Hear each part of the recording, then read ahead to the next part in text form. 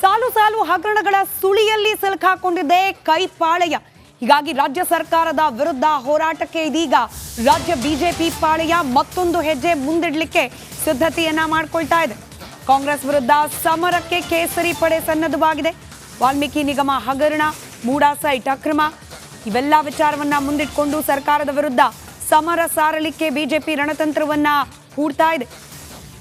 BJP ರಾಜ್ಯಾಧ್ಯಕ್ಷ ವಿಜಯೇಂದ್ರ ಅವರ ನೇತೃತ್ವದಲ್ಲಿ ಬಿಜೆಪಿ ಕಚೇರಿಯಲ್ಲಿ ಇದರ ಬಗ್ಗೆ ಸಭೆಯನ್ನ ಕೂಡ ನಡೆಸಲಾಗ್ತಾ ಇದೆ.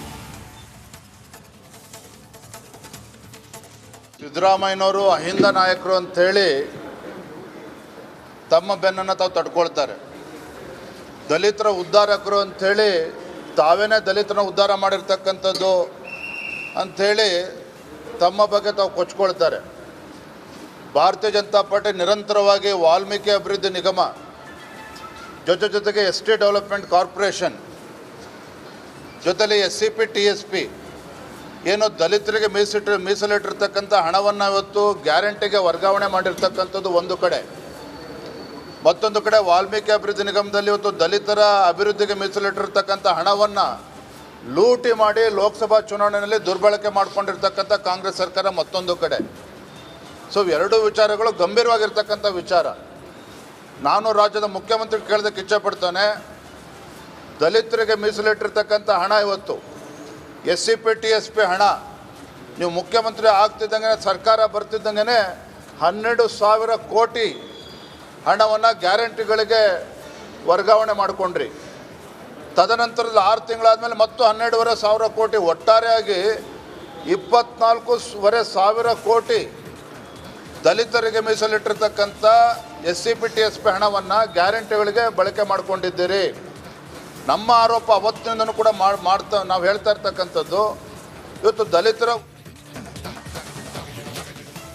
ಬಾಗಲಕೋಟೆ ಜಿಲ್ಲೆಯಲ್ಲಿ ರೈತರು ಬಿತ್ತನೆ ಕಾರ್ಯದಲ್ಲಿ ಬ್ಯುಸಿಯಾಗಿದ್ದಾರೆ. ಸತತವಾಗಿ 2 ವರ್ಷಗಳಿಂದ ಬರಗಾಲವನ್ನ ಅನುಭವಿಸಿದ್ರು ಈ ಭಾಗದ ರೈತರು.